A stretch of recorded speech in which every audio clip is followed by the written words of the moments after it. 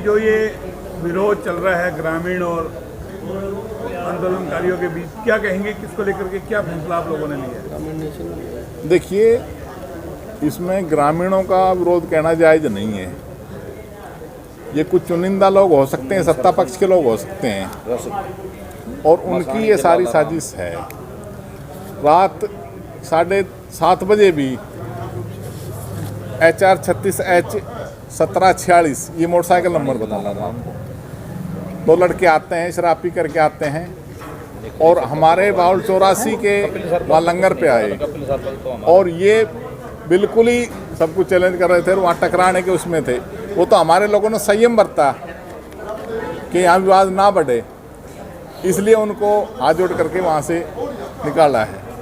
लेकिन ये कौन भेज रहा है, प्रशासन भेज रहा है, सत्ता पक्ष के लोग भेज रहे हैं, ये तो वो जाने। लेकिन पूरे जो समाज का है उनका हमें योगदान मिला है अब तक। यहाँ लोकल सरपंच का भी मिला है और यहाँ से राशन पानी मिला है। उनकी सबकी संवेदना सहानुभूति हमारे साथ है। तो ये कुछ चुनिंदा लोग हो सकते हैं, समाज के लोग नहीं। लेकिन ये विरोध पनपा क्यों है? देखिए, कल जो घटना हुई है दिल्ली में वो शर्मसार करने वाली है, ठीक बात है। वो जो एक समुदाय विशेष का झंडा वहाँ फहरा है, वो हमारे संयुक्त मोर्चा के किसी योजना में नहीं था और वो इस आंदोलन के साथ बहुत बड़ी साजिश है कि उन लोगों को वहाँ तक जाने दिया।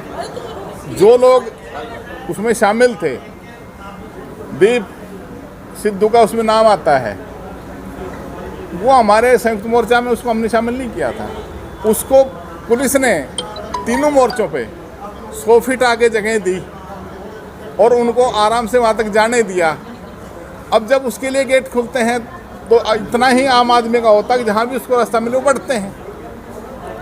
और उनका ये योजना से पूरी प्लानिंग थी कि समुदाय विशेष को बदनाम किया जाए, इस किसान आंदोलन को किस तरह बदनाम करके जो ना खंडित किया जाए, ये प्रयास उनका रहा है और इस प्रयास में वो सफल भी हुए हैं।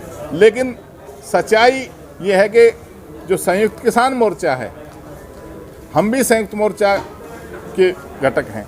हम यहाँ से गए, जहाँ तक हमें रूट प्लान मिला था, हम मानेसर से पहले जो U-टर्न बनाया था, जो योजना में था, वहाँ से होकर के आए हैं। कोई हमारे साथ ऐसा दिखता नहीं। कुछ लोगों ने शरारती तत्वों ने बदतमीजी तो की, लेकिन उनको हमने अनदेखा किया। ऐसा कोई हमारा अनुशासनहीनता नहीं हुई, हमने एकदम उसकी पालना की है और वही पालना पूरे उसमें होनी थी। लेकिन जो ये उपद्रवकारी हैं, जो सरकार की ये साजिश का हिस्सा बने हैं और उन्होंने किसान आंदोलन को कमज़ोर करने के लिए सब कुछ कराना था, ये कराने में सफल हुए। मेलावत जी, अभी आपकी प्रशासनिक अधिकारियों से बातचीत हुई है, उसको लेकर क्या निर्णय? देखिए, प्रशासनिक अधिकारियों से जो बात, अभी ग्राम वाले आए थे और ये कह रहे हैं हमें यहाँ लोकल परेशानी हो रही है। ये बात ठीक है कि परेशानी हो रही है। जहाँ भी लोग बैठते हैं, उठते हैं, रोड जाम होता है, गांव के अंदर से भी व्हीकल जाते हैं, तो स्वाभाविक है परेशानी बैठना। लेकिन हम जो बैठे हैं और ये जो राजस्थान से आए ये जो लोग बैठे हैं, इनका यहाँ बैठने का उद्देश्य है ही नहीं। हम तो आगे जाना चाह रहे थे, हमें तो मजबूरीवश यहाँ बैठना पड़ा कि हमारा रास्ता रोका गया है। इसलिए हमारे ग्रामीण भाइयों से जो आए थे यहाँ मिल करके, उनसे भी एक आग्रह है कि वो हमारे इस रास्ते को खुलवाएं, वो हम आगे बढ़ जाएंगे।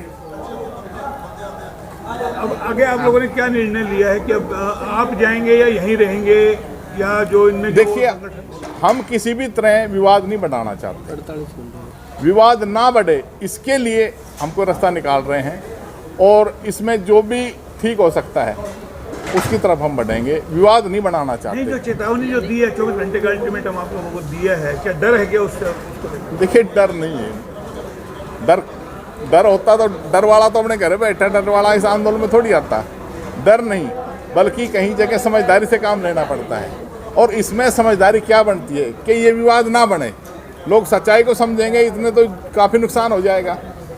तो इसमें हम संयम से काम लेंगे और जो भी इसमें ठीक है, यहाँ का माहौल ना बिगड़े, उस प्रकार की नीति बना करके आगे का शासन कोई ऐसी पहल कर रहा है कि संयम से सब कुछ शांतिपूर्वक ढंग से निपट जाए, कि गांव वालों की बात भी रह जाए, आप भी अपने स्थिति को स्पष्ट कर ले, कोई ऐसा प्रशासन की ओर से कैसी भूमिका है? देखिए, प्रशासन तो अब तक हमारी सुरक्षा करने में बहुत ज़्यादा सफल नहीं रहा। कल रात को भी आया था। यदि प्रशासन सजग होता तो इस तरह की घटनाएं नहीं होती। प्रशासन सजग होता तो यहाँ कई चीज़ें ठीक होती। अब जैसे कह रहे हैं यहाँ खुले में लैट्रिन नहीं जा सकते, प्रशासन ठीक होता तो यहाँ जो ना लैट्रिन की व्यवस्था होती, यहाँ पानी की व्यवस्था होती, यहाँ लाइट की व्यवस्था होती, यहाँ सुरक्षा की व्यवस्था होती। वो व्यवस्था यहाँ ठीक प्रकार से नहीं है ही नहीं। ठीक प्रकार से क्या है ही नहीं प्रशासन की तरफ से, हम खुद ही कर रहे हैं। कल के बाद जो जानकारी मिली है कि और भी पहले बैरिकेड लगा दिए गए ताकि आप तक सामग्री वगैरह ना पहुंच सके, ये क्या जायज़ है? क्या कैसे देखते हैं इसको? वो इसलिए कि यहाँ कोई भी लोकल गाड़ी ना आए, प्रशासन ने इतना वहाँ सजग कर दिया, सब वो रोके हैं कि यहाँ इनकी खाद्य सामग्री की और तमाम सप्लाई चैन रुक जाए। उसको रोकने का इन्होंने पूरा वो किया है। और शासन की मंशा भी है। प्रशासन को भी तो ये सरकार की गुड बुक में रहना है ना कि यहाँ से हम इसको उठवाते हैं मोर्चा को तो हमारे भी नंबर बनेंगे।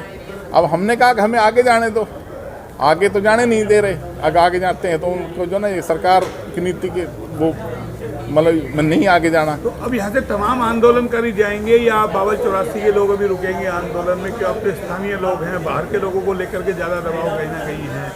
देखिए,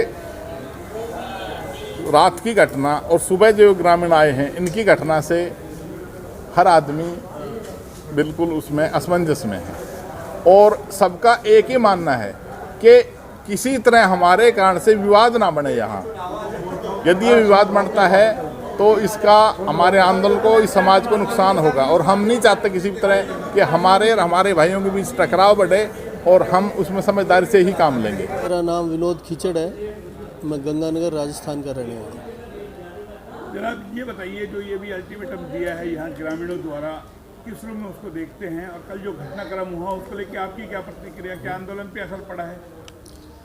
कल जो घटनाक्रम हुआ है और जिसको ये मोड़ देना चाह रहे हैं और जो सरकार और ये सरकार से समर्थित कुछ लोग जो हवा बना रहे हैं, वो वैसी कोई बात नहीं है। कल वहाँ पे लाल किले की ऊपर प्राचीर पे तिरंगा था, जस का तस था, उसको किसी ने नहीं छेड़ा है।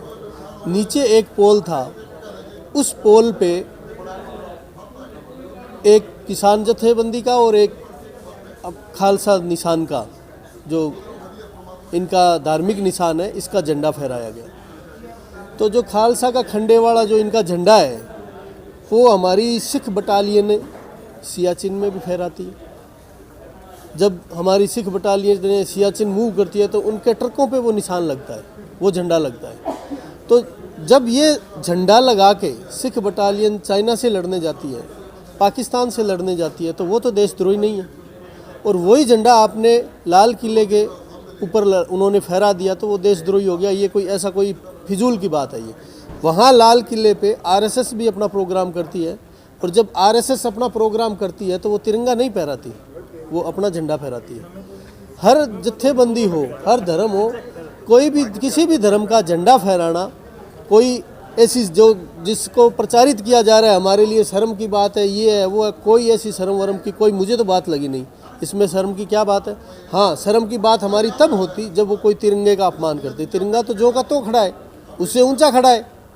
ये फालतू का ही ड्रामा खड़ा किया जा रहा है, ये एक नरेशन खड़ा किया जा रहा है फिजूल का। तो मुझे तो कोई इसमें एतराज़ लगा नहीं। झंडे वाले मेरे उसी की आड़ बनाकर अब हर गाँवों में 20% 30% बीजेपी के लोग भी हैं, उनमें से बहुत से लोगों को खड़ा करके कि जी ग्रामीणों का विरोध है, ये विरोध है। क्या पूरे गांव का विरोध है क्या? कभी पूरा गांव एक मत हो सकता है क्या? हो सकता है उसी गांव में 60 लोग हमारे साथ बैठे हों, 20 हमारे खिलाफ आए हैं। तो ये फिजूल सी बातें हैं। ये गवर्नमेंट चाह रही है भी जिस तरह से किसी भी तरह से गवर्नमेंट ये चाहती है कि NH8 को ये मोर्चा खाली हो और ये इस तरह से यहाँ प्रशासन भी हमें इशारों में डरा रहा है कि यहाँ दंगा हो सकता है, यहाँ रात को ये हो सकता है, यहाँ टकराव हो सकता है, वो हो सकता है। अरे तो टकराव हो सकता है तो आपका काम क्या है? अगर आप शांतिपूर्ण बैठे हुए लोगों को, शांतिपूर्ण प्रदर्शन कर रहे हुए लोगों को, अपने धरना स्थल पे बैठे हुए लोगों को, अगर आपकी सरकार, ये खट्टर सरकार सुरक्षा नहीं कर पा रही है तो लॉ एंड ऑर्डर फेलियर आपका है। इसमें हमारा क्या है? हम कहीं दंगा कर रहे हैं क्या? हम रोड पे बैठे हैं, हमारे तंबू लगे हुए हैं, हमारी ट्राली लगी हुई है, हम कुछ नहीं कर रहे, इस सड़क से दूर भी नहीं जा रहे, इधर उधर कहीं जा भी नहीं रहे। बैठे हुए लोग अगर हम आपकी सरकार में और आपके स्टेट में हमें खतरा है, तो फिर ये तो सोचने वाली बात सरकार को है। हम उड़दंग कर रहे हैं क्या? कोई रोड मैप दिया है प्रशासन ने आपको किस तरीके से कहाँ आगे जा सकते हैं, पीछे जा सकते हैं? सरकार तो ये आपने चाहती कोई है, प्लान दिया हो? सरकार ये चाहती है कि ये यहाँ से एक मोर्चा तो उठे। सरकार कहती है कि आप टिकरी चले जाओ, आप वापस शाहजहाँपुर चले जाओ, ये मोर्चा छोड़ दो। तो देखते हैं, फैसला करते हैं क्या होता है। परंतु अगर हम यहाँ बैठे हुए सुरक्षित नहीं हैं, तो इस खट्टर सरकार की फेलियर है, हमारी फेलियर नहीं है। हम तो यहाँ बैठे हैं इतने दिन से, और अगर हमारी रक्षा ये सरकार नहीं कर पाती, काहे की सरकार है? इसका इकबाल खत्म हो चुका है, इसको वैसे ही हट जाना चाहिए, इस्तीफा दे देना चाहिए ऐसी गवर्नमेंट को जो अपने नागरिकों की रक्षा ना कर सके।